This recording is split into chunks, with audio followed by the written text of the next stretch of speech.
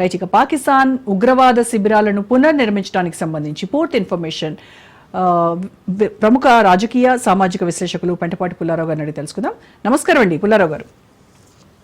నమస్కారం పుల్లారావు గారు, ఆపరేషన్ సింధూర్ తర్వాత పాకిస్తాన్ ఉగ్రవాద శిబిరాలను మనం ఏవైతే ధ్వంసం చేశామో వాటిని తిరిగి మళ్ళీ పునర్నిర్మించుకుంటోంది పాకిస్తాన్. అయితే ఈసారి ఇంకా హైటెక్ హంగులతో ఏర్పాటు చేసుకుంటూ ఉంది. దీని వెనుక రాజకీయ వ్యూహాత్మక లక్ష్యాలు ఏంటంటారు? ఒకటి, వాళ్ళు ఇంకా బ్రతికున్నారని చెప్పుకోవాలి కదా. అక్కడ ఉన్న సైన్యం, అక్కడ ఉన్న ఎస్టాబ్లిష్మెంట్, ఉన్న ప్రభుత్వం ప్రజలకి ఇదిగో మేము ఇంకా ఉన్నాం అని ఏదో చేయాలి కదా. అంతవరకు మీరు ఎందుకు వెళ్ళాలి?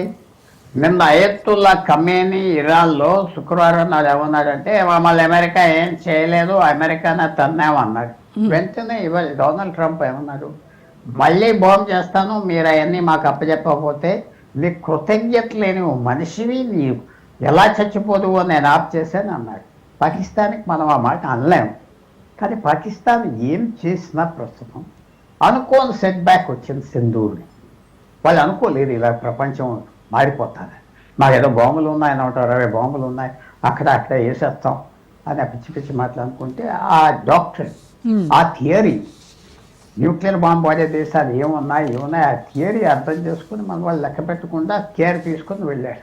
సో పాకిస్తాన్ చేసేదంతా ఏంటంటే కాస్మెటిక్, అంటే ఫండమెంటల్ కాదు, లోతుగా కాదు. ఆడ ప్రజలకి మనం మేము తగ్గిపోలేదు అని చేస్తున్నామని చూపెడుతున్నారు, చేస్తారు కదా. అలాగే ఇరాన్ కూడా ఏమున్నది, మేము ఇంకా రెడీగా ఉన్నాం నెక్స్ట్ టైం అన్నారు కదా. అనకపోతే ఆ గవర్నమెంట్లు మొదలు తీసేస్తారు. మీరు ఒక చిన్న విషయం కూడా మెన్షన్ చేయాలి మీకు. మన ఆర్మీ చీఫ్ పాకిస్తాన్ వెళ్ళాడు, ఎక్కడికి? అమెరికా. ఏదో వెళ్ళాడు, ట్రంప్తో కూర్చున్నాడు, ఇంకా ప్రపంచం మారిపోయింది, ఇంక అయిపోయింది అని అల్లరి చేద్దామని వద్దామనుకున్నాడు. శుక్రవారం నాడు కూర్చున్నాడు, జ్ఞాపకం పెట్టుకోండి. శనివారం నాడు బాంబు చేశారు తేరాన్ని, వీడు బొమ్మలు పెట్టాడు ట్రంప్. పాకిస్తాన్ చీఫ్ నాతో అంగీకరిస్తున్నాడు ఇరాన్ మీద అన్నారు.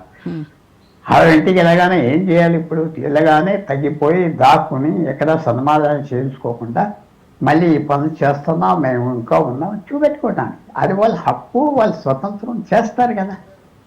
కానీ భారతదేశం ఎదుర్కోగలదా? ఎదుర్కోవాలి. ఇది యుద్ధం అయిపోయిందని కాదు, ఇంకో 50 సంవత్సరాలు 100 సంవత్సరాలు యుద్ధం జరుగుతుంది. పాకిస్తాన్కి మనకి దొరుకుతూ ఉంటాయి. మనం ఎప్పుడూ ఓడిపోకూడదు. వాళ్ళు ఎన్నిసార్లు ఓడిపోయినా వాళ్ళకి లెక్కలేదు. కింద పడినా ఇలా పైన పడినాం అని బయటకు వస్తారు. ఎందుకంటే చైనా సపోర్ట్ చేస్తుంది, ఎన్ని పోయినా చైనా సపోర్ట్ చేస్తారు. అందువల్ల అది జరుగుతూ ఉంటుంది. మనం ప్రిపేర్ ఉండాలి. కొత్త టెక్నాలజీస్ వస్తున్నాయి. వాళ్ళ రాజకీయం, వాళ్ళ పాలిటిక్స్ మనం మర్చిపోయి కేర్ఫుల్గా ఉండాలి. ఉంటున్నామని మాత్రం నేను భావిస్తాను. అయితే ఈ హైటెక్ శిబిరాలు ఏవైతే వాళ్ళు రీకన్స్ట్రక్షన్ చేసుకుంటున్నారో వాటిలో ఈ డ్రోన్లు, థర్మల్ కెమెరాస్ ఇవన్నిటిని దాచుకోవడానికి, అలాగే 200 మందికి అంటే తక్కువ సంఖ్యలో అక్కడ ఉన్నటువంటి వాళ్ళకి శిక్షణ ఇవ్వడానికి చాలా పకడ్బందీ వ్యూహాలతో ఈ రకంగా రీకన్స్ట్రక్ట్ చేస్తున్నారు. అంటే మన భారతదేశానికి ఇవేమన్నా కొత్త సవాళ్లు తెచ్చిపెట్టేటువంటి అవకాశం ఉంటుందంటారు? ఏం సవాల్?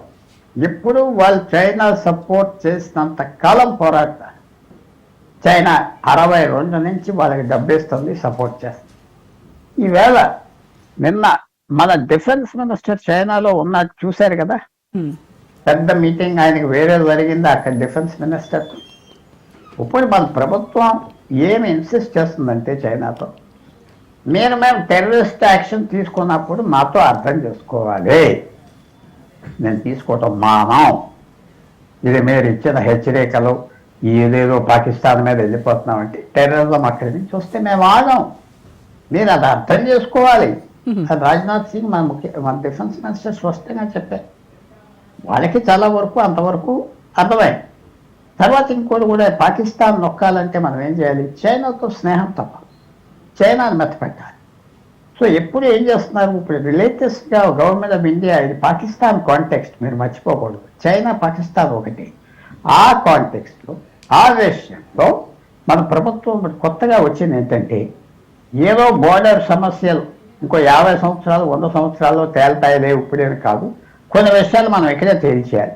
మనకి 3500 కిలోమీటర్ బోర్డర్లో ఎక్కడైతే తవ్వు లేదో ఆ తవ్వు లేని బోర్డర్ పెట్టేద్దాం అనుకున్నారు. పర్మనెంట్ సెటిల్మెంట్ చేసుకోవచ్చా? గొప్ప విషయం, గొప్ప మార్పు. అంటే ఏంటి, చైనా పాకిస్తాన్ సపోర్ట్ చేస్తుంది. హ్మ్. మనకి చైనాకి పెద్ద వాణిజ్య సంబంధం ఉన్నది, మనం వాళ్ళ మీద డిపెండ్ అవుతున్నాం. వాళ్ళ కెమికల్ ఇస్తేనే మనం మందులు తయారు చేసి ఎక్స్పోర్ట్ చేస్తున్నాం. వాళ్ళ రేర్ ఎర్త్స్ అంటే ఆ స్పెషల్ మినరల్స్ ఉన్నాయి కదా, చైనాలోనే దొరుకుతున్నాయి. అవి ఉంటేనే కార్లు తయారవుతాయి. అది ట్రై చేస్తున్నాం. అలా సంబంధాలు ఉన్నాయి. సో చైనాతో మనం సంబంధం వదలట్లేదు. మంచి సంబంధం చేసుకోవాలి అని వాళ్ళ దగ్గరికి వెళ్తున్నాం. ఎందుకంటే పాకిస్తాన్ మన టార్గెట్. పాకిస్తాన్ టార్గెట్. ఈ చిన్న చిన్న శిబిరాలు పెట్టి చక్కటి టెక్నాలజీ పెట్టుకున్నా మనం నిజంగా చైనాతో ఒక కంఫర్టబుల్ అరేంజ్మెంట్ వస్తే పాకిస్తాన్ ఇంకా